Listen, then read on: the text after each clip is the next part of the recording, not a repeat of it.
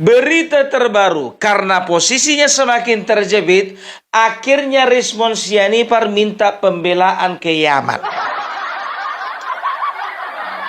Ini buktinya.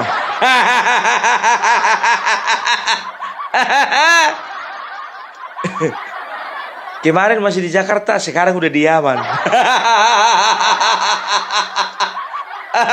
Parah komon. Gak bisa aku ke tempat yang lain minta pembelaan. Kok harus ke situ?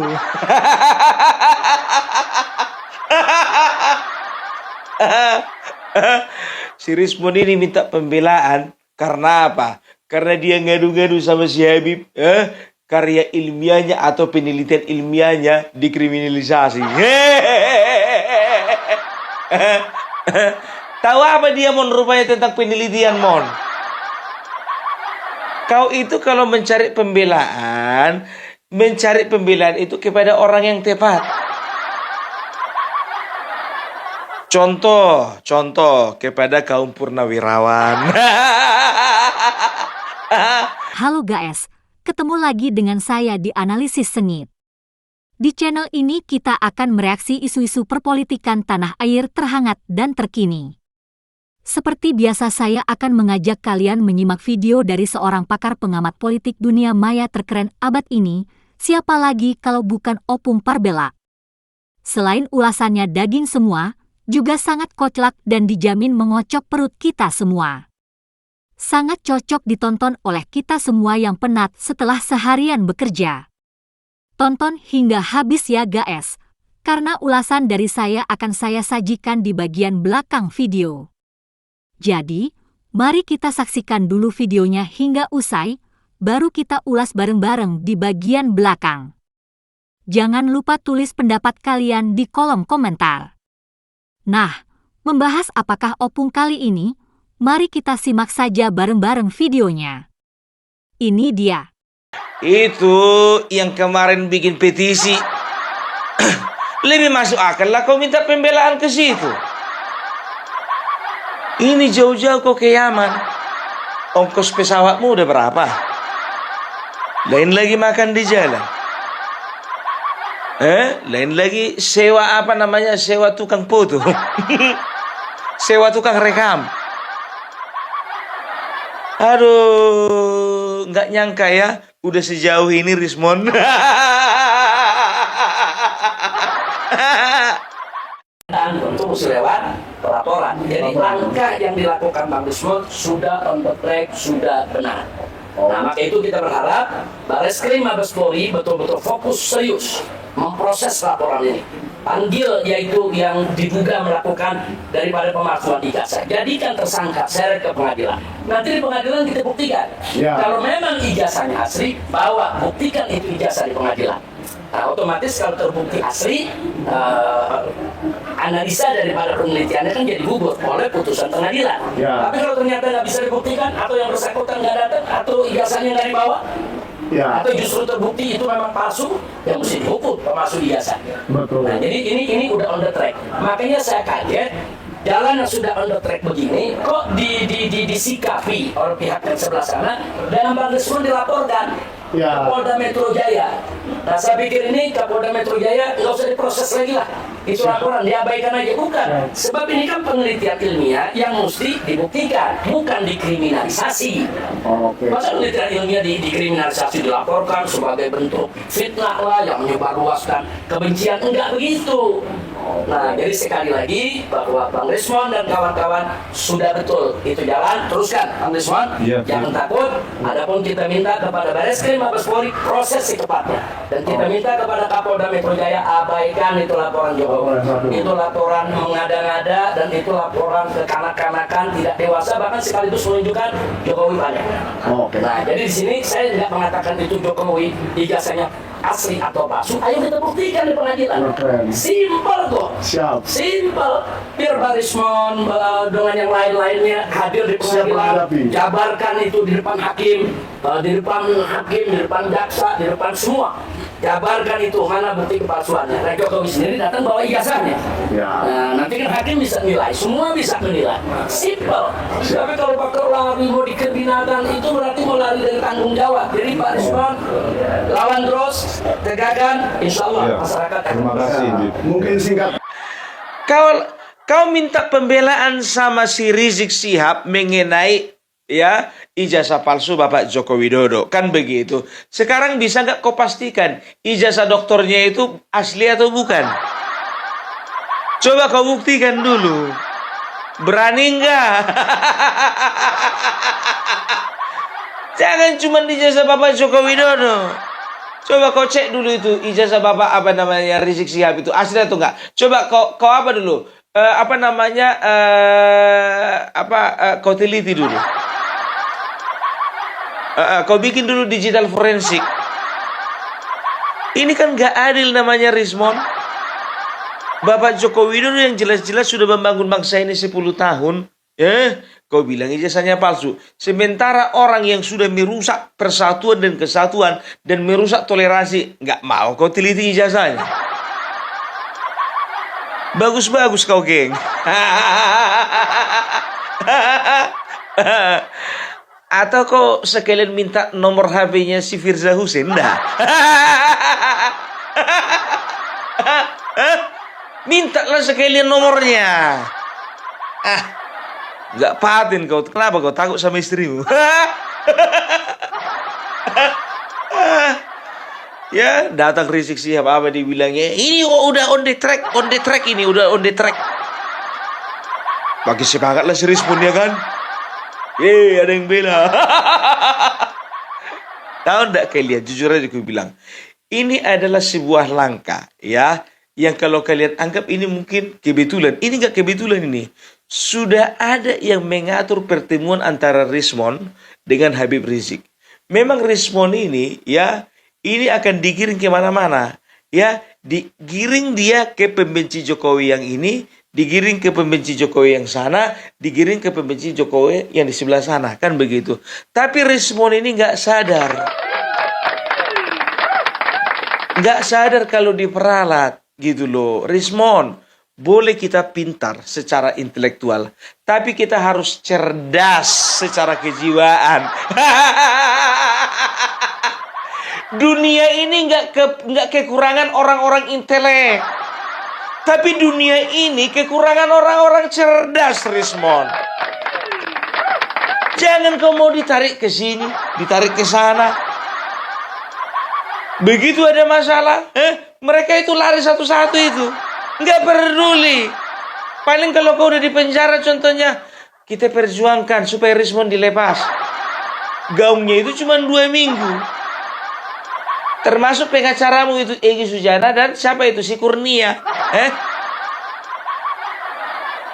Kemarin biar tahu kalian, mereka itu bersuara tentang memperjuangkan. Kita sama-sama memperjuangkan. Kita seret Jokowi.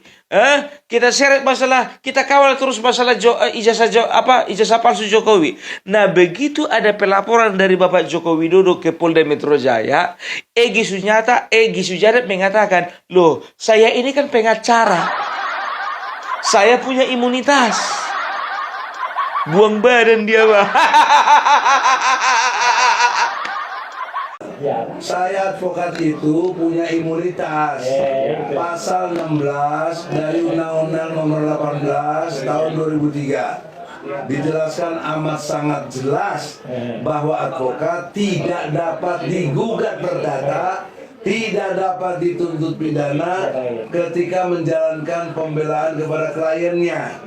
Termasuk tuh si Otto tuh, man sampai hari ini nggak berani jawab tantangan saya. Tuh di pengadilan bilang ada ijazah Jokowi. Semua dengar, betul bukan dia? Betul. Dan masyarakat belum paham bahwa ijazah Jokowi itu tidak cuma UGM, SD, SMP, SMA, itu semuanya nggak ada catatannya. Dengan hormat, Bapak Presiden, Anda nggak perlulah bantu kita, tapi jangan halangi kita mau gugat Jokowi ini. Jangan halangi kita besok pada mau ke Mabes Polri. Jangan halangi kita ke UGM. Yang mereka kerjakan adalah kejahatan. Hingga tercatat oleh OCCRP organization crime loh, ada crime-nya. Organized Crime and Corruption Reporting Project. Jadi ada korupsinya, ada kejahatannya gitu loh. Kurnia begitu juga. Begitu laporan masuk ke Polda Metro Jaya, lah saya ini kan lawyer, advokat. Menurut undang-undang sekian, advokat yang sedang menjalankan tugasnya, maka tidak bisa dikriminalisasi, tidak bisa dipidana atau perdata. Sekarang kau ngomong begitu pas klarifikasi, waktu pergerakan kau di depan.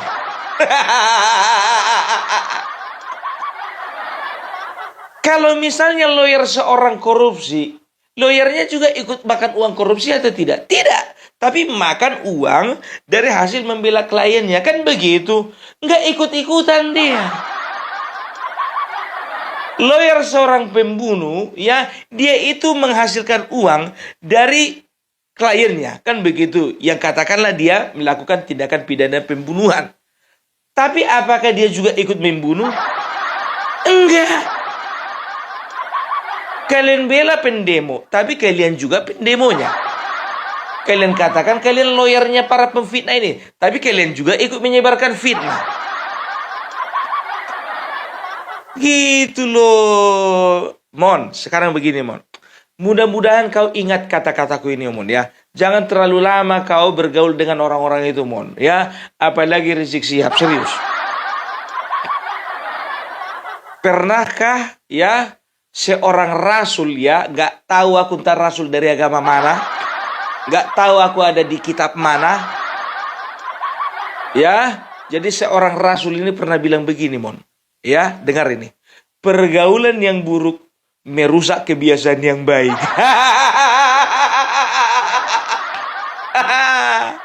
Ya, kau ingat kata-kataku itu Rismon? Kok kayaknya pernah aku dengar kata-kata itu, Bung. Bagi sebagian orang pernah dengar. Dan biar tahu kalian, kuceklah videonya ini satu-satu kan. Tahu kalian komentar netizen apa? Ya, inilah luar biasa netizen ini. Aku sangat terinspirasi kadang-kadang sama mereka. Apa mereka bilang? Ya, sebentar lagi Rismon jadi ustadz. Ya.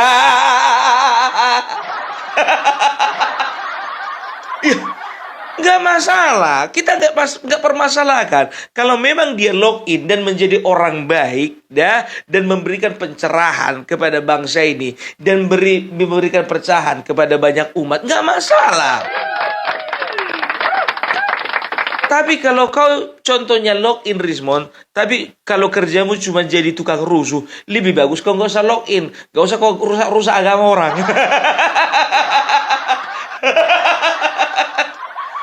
Aduh, penelitian. Kemarin aku bilang sama kalian ya, sebelum dilaporkan ya, kata-kata penelitian ini ya, kenapa penelitian dikriminalisasi? Itu nggak ada. Penekanannya bukan di penelitiannya, tapi penekanannya kepada pemalsuan ijazah Bapak Joko Widodo. Kan begitu. Tapi makin kesini mereka mulai memframing ini, ya kan? Pasti mereka sedang berdiskusi. Coba perhatikan bahasa orang ini, seragam sama semuanya, ya kan? Penelitian, ya, penelitian ilmiah. Kenapa datang Segi Sujana? Kenapa penelitian ilmiah itu dikriminalisasi? Datang Resuryo, kenapa penelitian ilmiah juga dikriminalisasi? Sekarang Habib juga ngomong begitu. Sebentar dulu. Aku dilarang bilang Rizik Syihab ini Habib. Ini dari kalangan muslim sendiri. Bung, jangan sebut-sebutkan nama Habib. Cukup Rizik Syihab saja.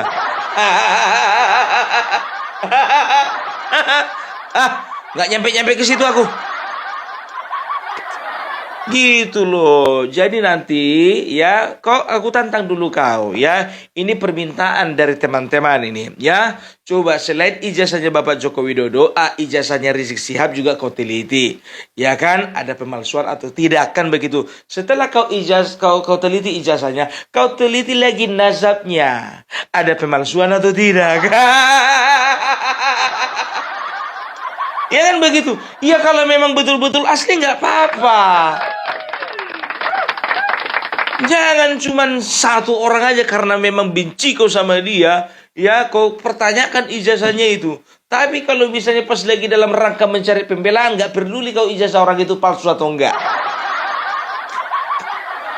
Begitu Rismon, ya. Dan tahu ndak kalian ya, Rismon ini sebetulnya dan Roy Suryo ini seringkali terjebak ketika mereka berhadapan ya dengan orang-orang yang memang betul-betul ya ahli di bidangnya ya. Pernah dalam satu ketika ya di dalam sebuah talk show ya, dalam sebuah debat ya. Nah, si Rismon ya ketahuan di situ berbohong. Ya, begitu ditanya, ya kan? Ini asli atau bukan ijazahnya Bapak Joko Widodo? Kutanya dulu sama Rismon. Gitulah kira-kira kata yang pendebat yang sebelah sana kan begitu. Datang si Rismon ini apa dibilang? Nah ini kan kata si Sandi. Sandi Utama itu orang yang pertama kali katanya menyebarkan ijazah Bapak Jokowi itu di media. Jadi berani menyatakan bahwa ijazah Pak Jokowi palsu tanpa melihat ijazahnya. Tanpa saya lihat ijazahnya Pak Joko Widodo, melihat ini pasti palsu. Kami digiring bahwa ini sudah seperti itu tahun 1980. Itu deskripsi ya. Ya, baru selanjutnya saya lanjut pergi bersama istri ke perpustakaan Fakultas Kehutanan UGM, menyentuh, meraba skripsi Joko Widodo, terus saya foto. Baru saya analisa juga dan confirm dengan pengamatan saya secara frame demi frame dari konversi tersebut. Jadi jangan sembarangan ya, nggak ada ijazah yang saya tanya, ijazah bukan Asli apa skripsi. fotokopi ijazahnya? itu loh ijazah dari yang ditujukan Dokter Asli apa fotokopi? Udah clear. Patternnya sama, Times New Roman. Ini juga sama. Ayo terus. Bentar. Ayo. Fotonya juga sama. Kok jadi takut tentang bicara tentang ijazah? Ayo dong. Bentar. Ya kalau misalnya terbukti ini adalah palsu, ya dialah angkat. Berarti dialah penyebar hoax. Kalapa. Lapet. Sekarang yang bikin rusuh itu kalian bukan si Sandi. Kalapa. Itu dia. Sekarang begini, yang bikin rusuh siapa? Yang setuju angkat tangan. Rismon dan kawan-kawan kan. Begitu juga Roy Suryo. Ya, dia bawa slide, ditampilkan slide waktu itu di dalam sebuah di acara debat. Ya kan? Ketika ditanya, ini ijazah siapa? Ini skripsinya siapa? Ya memang bukan skripsinya Bapak Joko Widodo. Karena kita nggak lihat skripsinya. Begitu juga si Rismon dibilang, ya kan? Ya, saya bisa memastikan ijazah Jokowi palsu. Ya, walaupun saya tidak pernah lihat aslinya. Kau bisa melihat uang itu asli atau palsu karena kau sebelumnya sudah melihat uang yang aslinya. Bagaimana kau bisa menilai sebuah dokumen palsu kalau kau nggak pernah lihat aslinya? Lihat dulu aslinya, baru kau pastikan yang ini palsu. Kau bisa membodoh-bodohi orang sana, ya kan? Yang dikit-dikit, Rismon, dikit-dikit semangat Suryo, dikit-dikit semangat kakak. Tapi kau nggak bisa bodoh-bodohi kami. Kau bilang apa coba? Kau katakan ijazah itu ya bisa kau pastikan palsu, walaupun kau nggak lihat aslinya. Itu di media sosial itu berseliweran bro. Bukan dalam bentuk fisik. Data pembandingnya ada tidak? Ijazah aslinya ada tidak? Lebih pintar aku untuk masalah ini daripada kau. Blok. Apa tuh blokmu? Jaka sembung main golok. Nggak nyambung sunblock.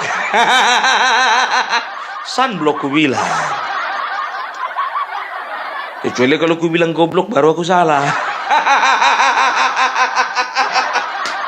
Nggak ku bilang goblok kan? Sunblocknya ku bilang. Itu dia ya beberapa kali. Dan tahu nggak kalian kemarin dia ya sok-sok nantang Joko Widodo. Ya kan? Apa dibilang? Udahlah Joko Widodo, laporkanlah. Gak usah kau bilang pencemaran nama baik. Kau laporkan saja lah. Buktikan, bawa ijazahmu itu ke Barreskrim. Begitu Bapak Joko Widodo melaporkan, betul-betul melaporkan dia, ya kan? Apa dia bilangnya? Kenapa mangkir dari pengadilan di PN Surakarta? Kenapa waktu di pengadilan negeri Surakarta nggak hadir, malah lapor ke Polda Metro Jaya? Kau yang suruh, kau yang nantang. Ada buktinya biar tahu kalian. Silahkan lapor Pak Joko Widodo, gitu. Nggak usah nggak usah tunda-tunda lagi, gitu. Di mana saya hoax, di mana saya pencemaran nama baik, dan bawa ijazahmu itu, ya, mulai dari SD sampai kuliah S1 ke Barreskrim, foto melapor, ya.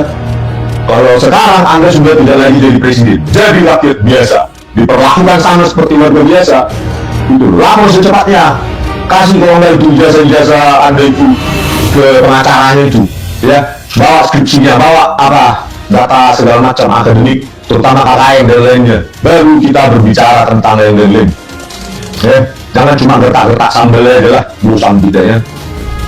Semuanya difoto, dia pakai sarung difoto, ngasih makan kakak difoto, terus di sawah difoto, terus naik motor-motoran lagi difoto, tapi ijazahnya nggak boleh difoto. Ini memang geli-geli kita punya presiden foto begini, ya. Udahlah UGM mengaku saja, ya.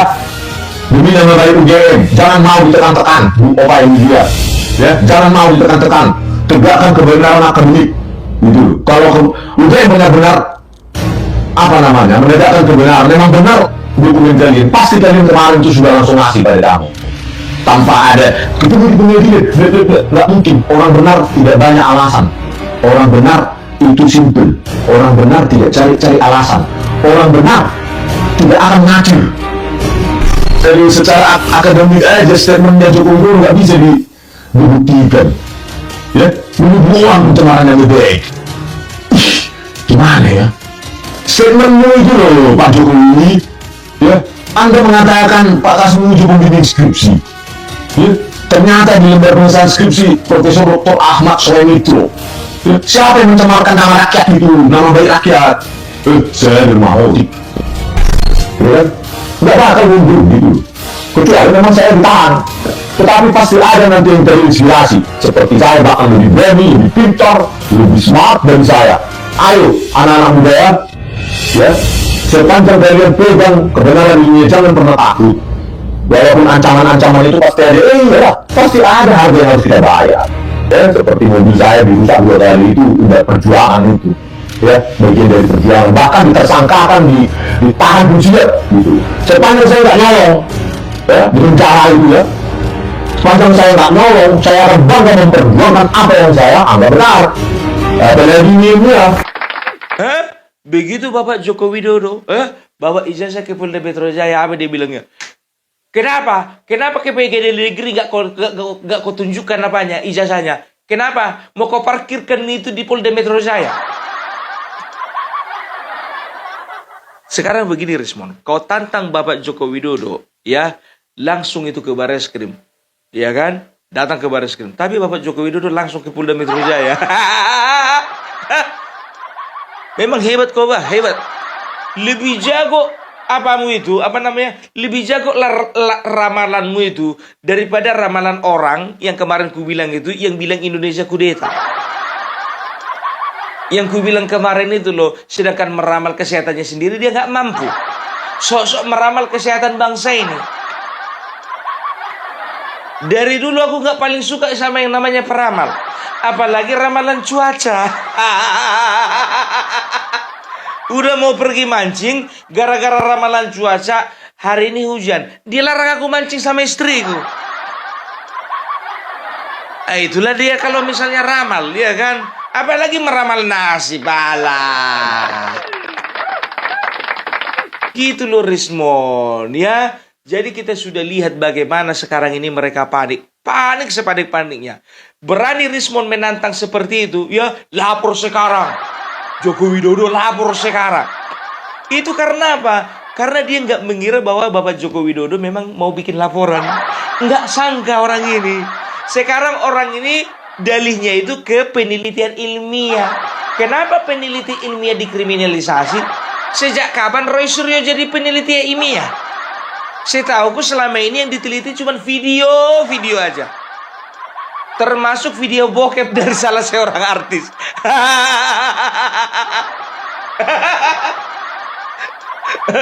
Pernah dia teliti, ya kan? Dia teliti katanya sebuah video bokep, ya kan? Katanya ya ini adalah milik artis tertentu kan begitu. Lalu dia meneliti itu. Apa dia bilang, ya kan? Menurut saya ini bukan artis itu. Dilihat dari kepalanya, dilihat dari bentuk payudaranya, dilihat dari pahanya, dilihat dari bulu-bulunya. Ini istilah saja ya. Ini maksudnya mendramatisir. Dilihat dari pikselnya, kayaknya bukan. Kayaknya bukan dia ini. Kan begitu. Nggak lama kemudian artis tersebut ngaku kalau yang di dalam video itu video dia.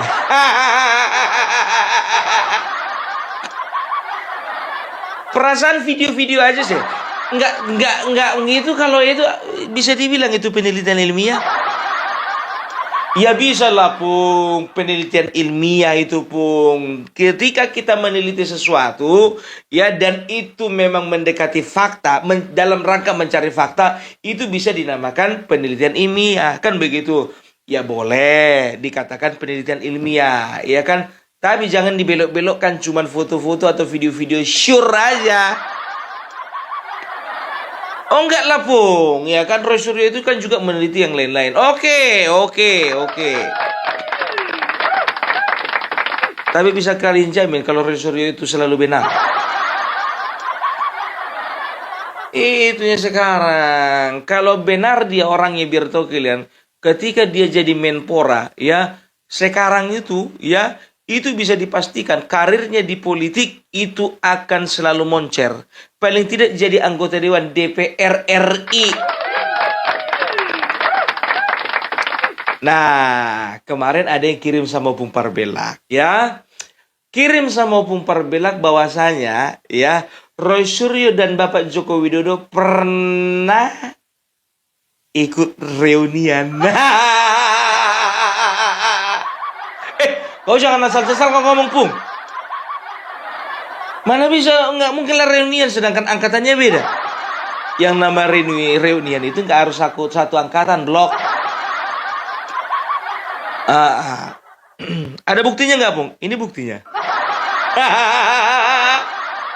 Bukti ini kan? Ini buktinya. Makanya aku bilang, ya kan, ya aku nggak tahu ya, entah ini benar atau tidak, entah ada yang kebetulan mendapatkan, atau ini memang asli betul-betul video, postingan lama dari seorang Roy Suryo, aku kurang tahu ya. Tapi sekarang gini Roy Suryo, ya kan, orang biasanya kalau amnesia itu Roy Suryo, ya, itu di umur 80-an. Udah mulai pikun. Kurasa umurmu juga 60 tahun juga belum nyampe. Cepat kali kau pikun. Buktikan dulu kalau foto yang ini, ya. Foto yang ini bukan foto apa ini? Ini foto rekayasa. Buktikan dulu kalau ini rekayasa dulu. Ya. Ya, di dalam postingannya itu dikatakan apa? Siapa bilang saya tidak pernah bersama dengan yang bersangkutan? Ada itu, kalian teliti aja.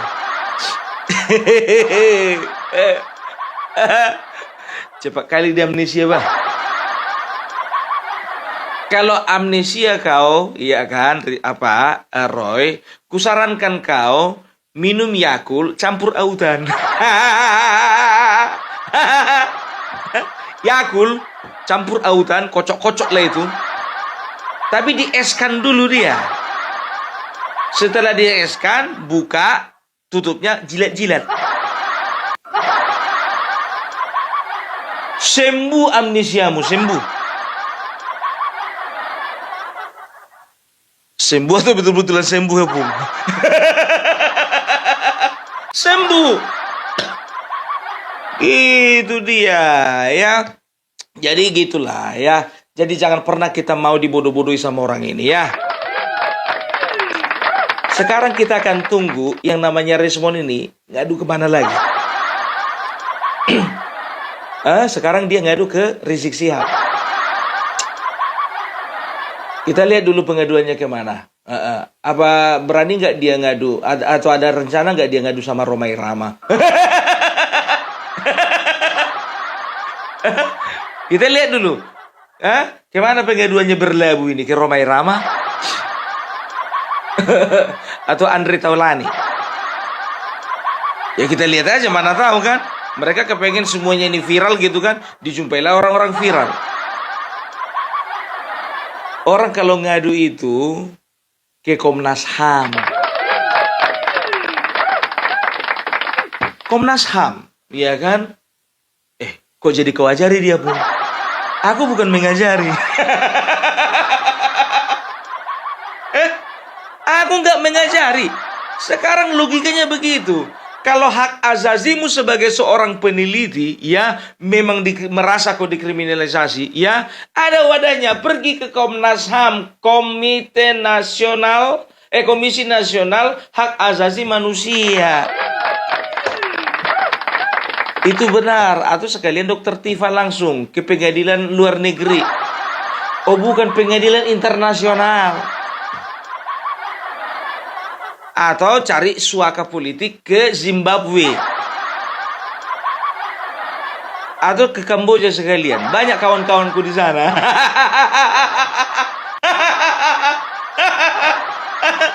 Kamboja. Aduh, makin ke sini makin ke sana ya. Sebetulnya udah malas aku membicarakan sampah-sampah ini. Ya aku bilang sampah karena apa? Bikin kotor terus. Ya, coba bayangkan kalian, nggak logis sebagai manusia waras, ya, berpikiran Bapak Joko Widodo itu nggak pernah kuliah, itu kayaknya nggak logis gitu. Memang nggak ada peraturan dan nggak ada undang-undang mengatakan bahwasanya presiden harus S2, kan begitu? Nggak ada, ya. Tapi masalahnya di sini, mereka ini selalu berangkat dari kebencian, gitu. Dan kebencian inilah yang membuat mereka menghalalkan segala cara, ya, untuk melampiaskan kebencian mereka. Itu pertama. Baru yang kedua, ya, siapa di belakang orang ini? Kok berani kau bilang siapa di belakang orang ini? Kita nggak tahu juga, ya kan? Siapa di belakang orang ini? Nah, yang ketiga, ya, siapa yang bayar orang ini? Loh, sekarang pun kau lagi nuduh ya? Bukan nuduh, aku kan nanya. Aku nanya. Kecuali kalau kau bilang, aku berani jamin di belakang orang ini adalah ini. Itu nuduh. Sekarang aku nanya, siapa di belakang orang ini? Sampai segetol itu gitu loh, ya kan?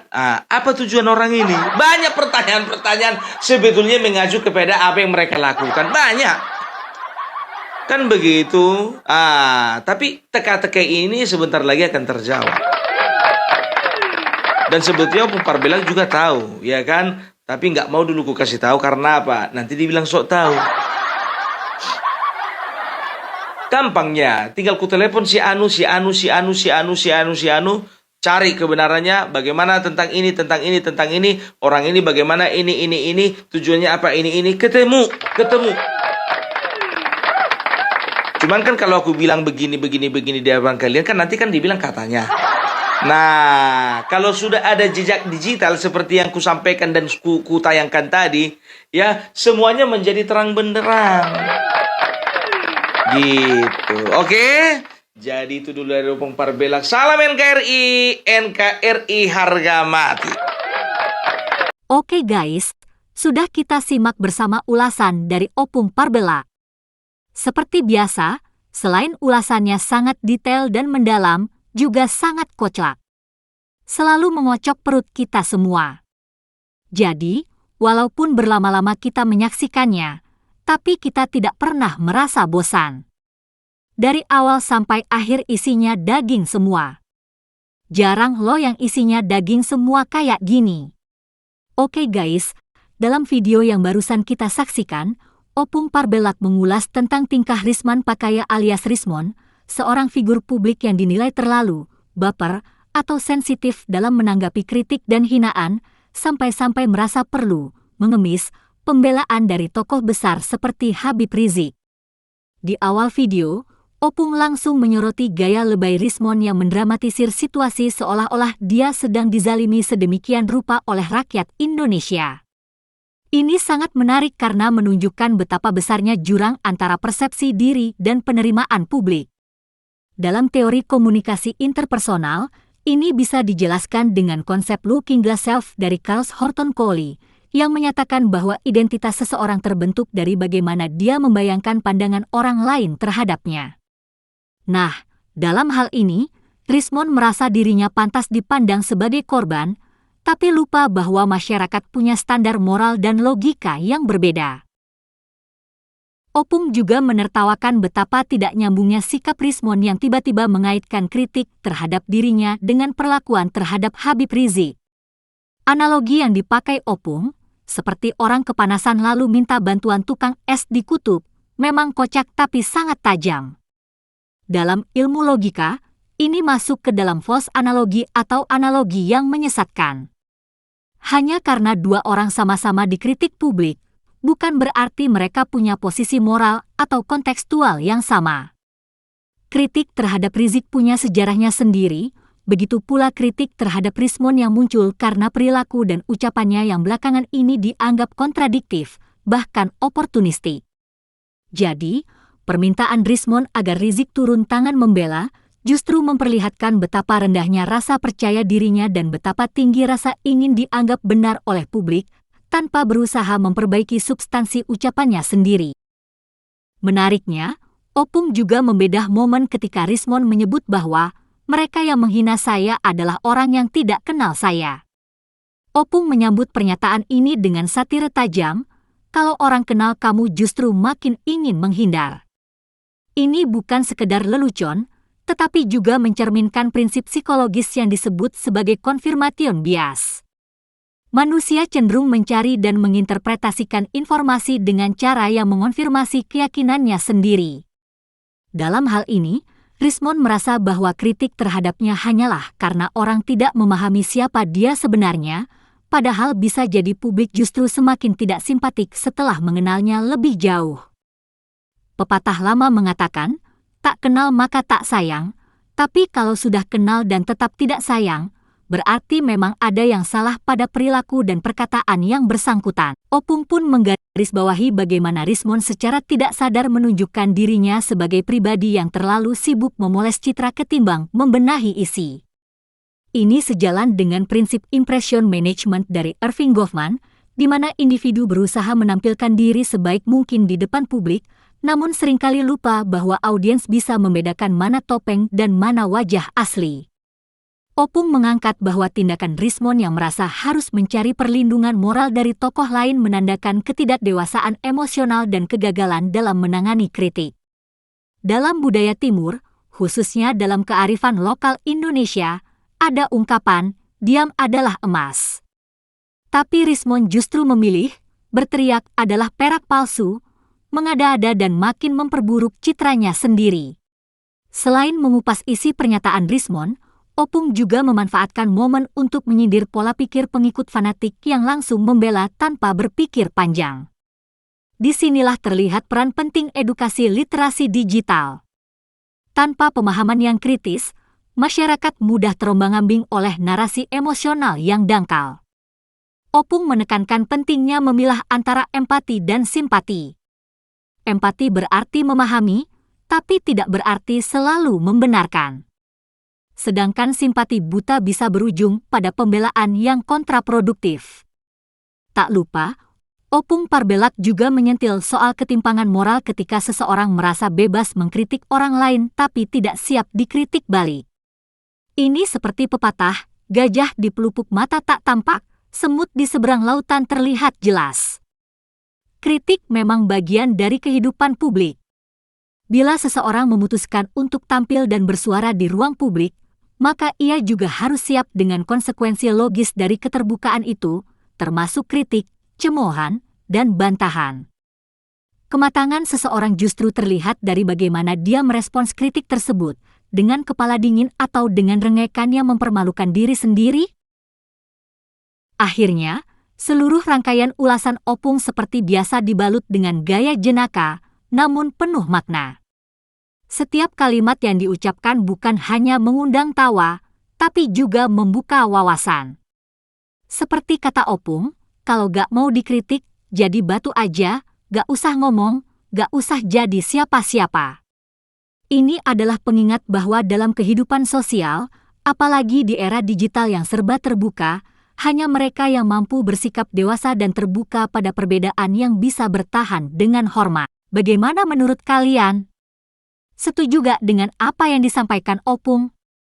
Silakan tulis pendapat kalian di kolom komentar. Oke, demikian dulu nonton bareng bersama kami dan sedikit ulasan di bagian belakangnya. Jangan lupa terus ikuti kami dengan cara klik subscribe, like, dan share.